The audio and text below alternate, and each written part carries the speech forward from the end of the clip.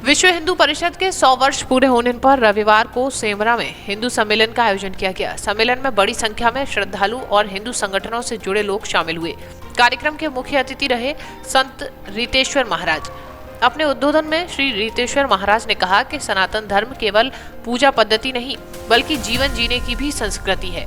उन्होंने हिंदू समाज से अपने संस्कारों, परंपराओं और मूल्यों को समझने और आने वाली पीढ़ी तक पहुंचाने का आह्वान किया है। साथ ही उन्होंने जाति वर्ग से ऊपर उठकर समाज को एकजुट करने पर भी जोर दिया। आपको पूछना है कुछ?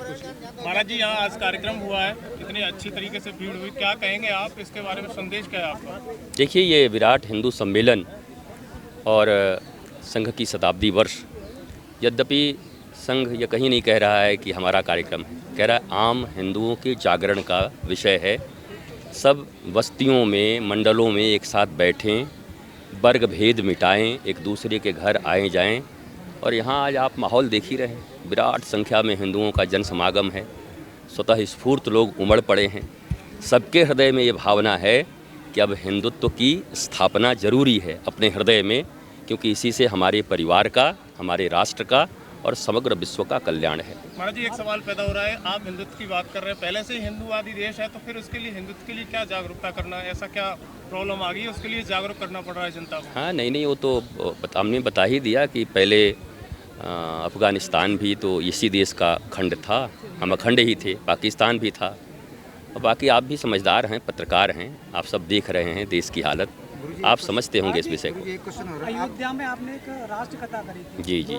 लोग राम कथा करते हैं, राम कथा होती है, कृष्ण कथा होती है, तो भागवत कहते हैं, आप राष्ट्र देखिए, भगवान श्री राम जब आए इस धरा पर तो उन्होंने राम राज्य की स्थापना की।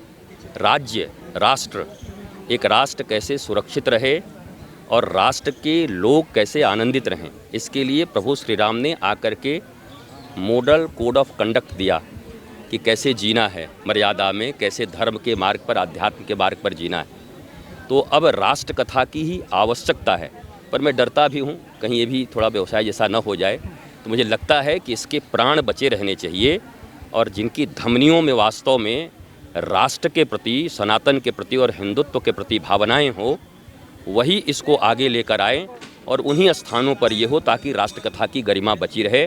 मैंने इसका प्रभाव देखा है भारत में, और भारत के बाहर भी जो लोग सनातनी हैं, इसका व्यापक प्रभाव है। हम बहुत उत्साहित हैं इस कथा से और मैंने जीवन में एक व्रत भी लिया है कि जब भी करूँगा तो अब राष्ट्र कथा ही करूँगा, अगर करूँगा तो। मजबूत राष्ट्र की युवाओं से मजबूती होती है। युवाओं के लिए क्या संदेश देना चाहेंगे? देखा जाता है कि युवा नशे की तरफ अग्रसर हो रहे हैं। देखिए, एक बच्चा ही युवा बनता है, बचपन संवार देंगे तो युवा बहुत अच्छा होगा, परंतु अगर नहीं संवरा हुआ है तो अब अपने आध्यात्म के गहराइयों से, उन गुरुओं की संगति से सद्विचारों को उनके भीतर में भरने का प्रयत्न किया जा रहा है। जिस दिन युवा हिंदुत्व के प्रति और राष्ट्र के प्रति जागृत हो गया, मुझे पूरा विश्वास है कि उसके भीतर की जितनी कुरीतियां हैं वो स्वतः स्वेच्छ भाव से दूर हो जाएंगी और वो भी इस राष्ट्र के निर्माण में अपने सारी कुरीतियों का तिरोहित कर देगा गंगा और यमुना जी में। और वो एक दिव्य, आप कह सकते हैं जैसे आज़ादी के समय में चंद्रशेखर आज़ाद जी, शहीद भगत सिंह जी, ऐसे होकर के वो वापस आएगा। भारत माता की। सम्मेलन में वक्ताओं ने हिंदू समाज की एकता, सामाजिक समरसता और सांस्कृतिक जागरण पर भी विचार रखे। कार्यक्रम का समापन राष्ट्र और धर्म की मजबूती के संकल्प के साथ किया गया।